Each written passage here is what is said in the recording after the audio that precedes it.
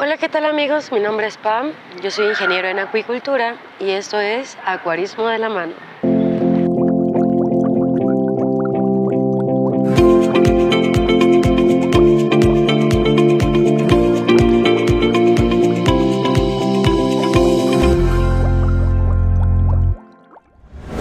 Yo sé que a lo mejor y este fondo es un poco distinto, pero esta semana ha sido un poco loca, así que hoy vamos a compartir el tiempo de este señor que está aquí con el blog, ¿va? Ok, ¿por qué es importante que nos familiaricemos con los parámetros del acuario?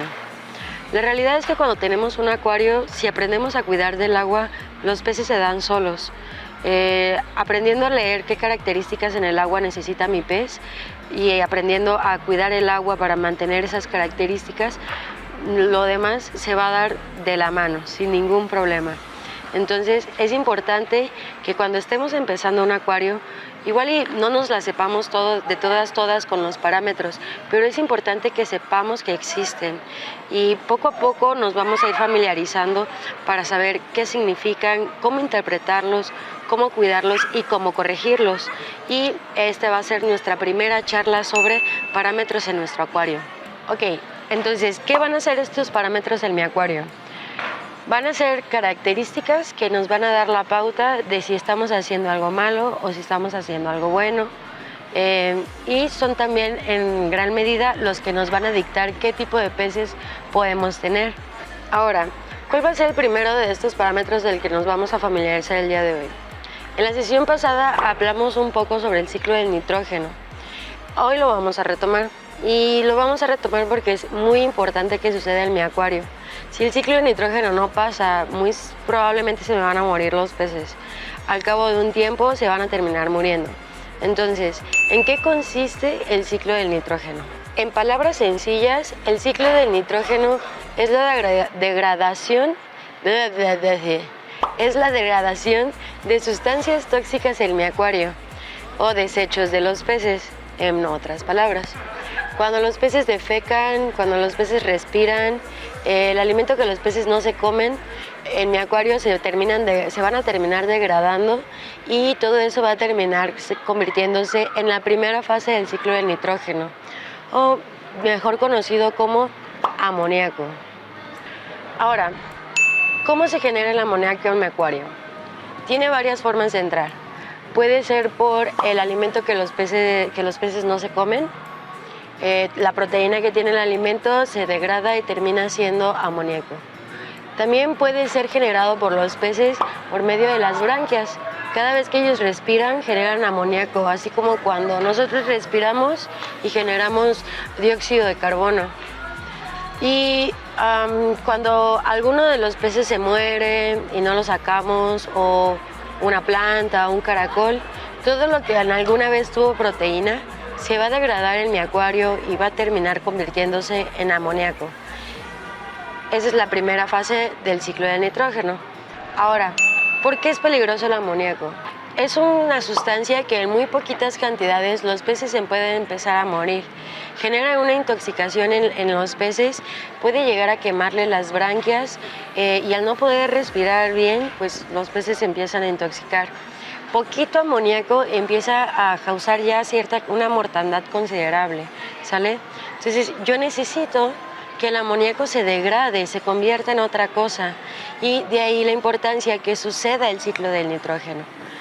Una vez que el amoníaco se degrada, la segunda fase es nitritos. Los nitritos es la segunda fase del ciclo del nitrógeno y es el segundo parámetro que vamos a estar monitoreando de manera constante en nuestro acuario. ¿Por qué es importante monitorear los nitritos?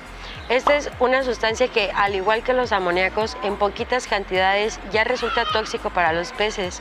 Entonces es importante que el ciclo del nitrógeno no se quede a medias, que suceda hasta el final, porque tanto amonios como nitritos resultan tóxicos para los peces y empiezan a morir por eso, ¿sale? Entonces nos pasamos a la última fase del ciclo del nitrógeno, que serían nitratos.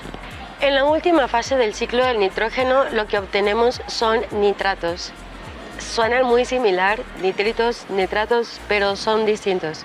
Los nitratos son menos tóxicos para los peces, entonces estos sí los podemos tener en poquitas cantidades y no se nos van a morir nuestros peces. Por lo regular, un acuario que tiene 0 amonios, 0 nitritos y un poquito de nitratos te indica que es un acuario saludable, porque entonces está llevándose a cabo esta degradación de sustancias como debe de ser. Ok, es importante que sepan que los nitratos nadie los aprovecha en nuestro acuario. Las únicas que pudieran llegar a aprovecharlo son las plantas naturales. Sin embargo, si nosotros ponemos plantas naturales en nuestro acuario y no cumplimos las necesidades de la planta, se va a morir y la planta terminará convirtiéndose en amoníacos. Recuerden eso. ¿Cómo mantenemos diluidos los nitratos? ¿Cómo mantenemos los nitratos en poquitas cantidades?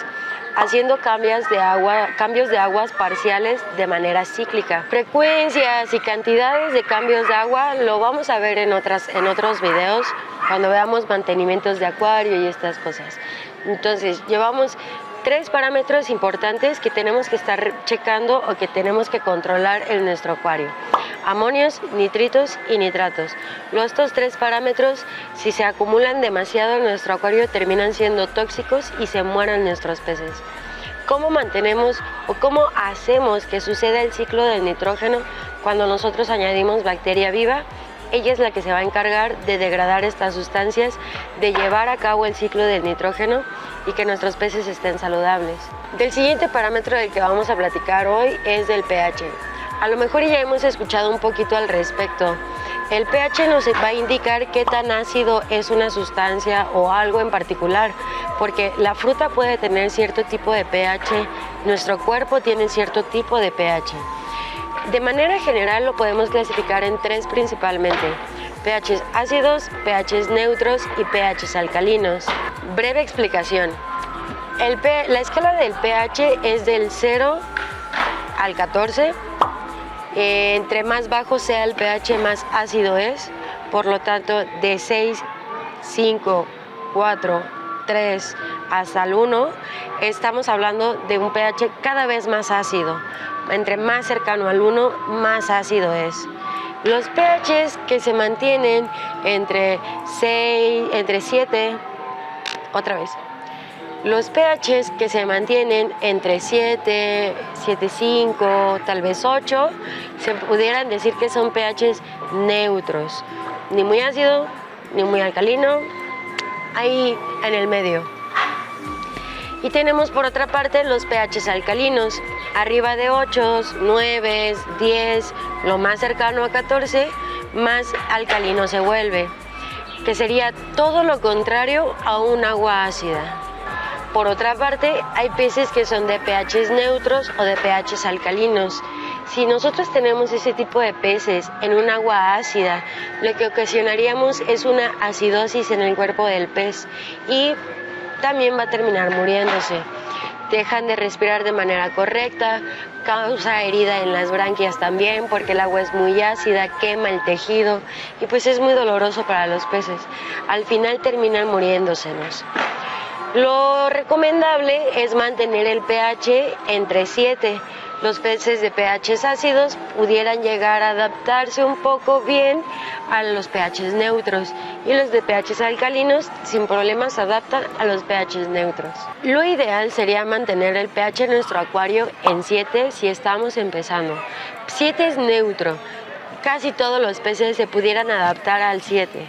Si no tenemos peces con un requerimiento en particular o muy especial, 7 es el número de la victoria.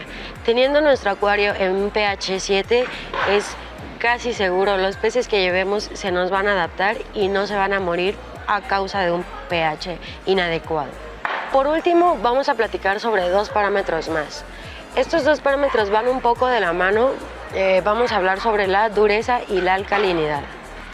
Chavos, ya les había terminado el video, pero no conecté bien mi audio y no se escucha nada.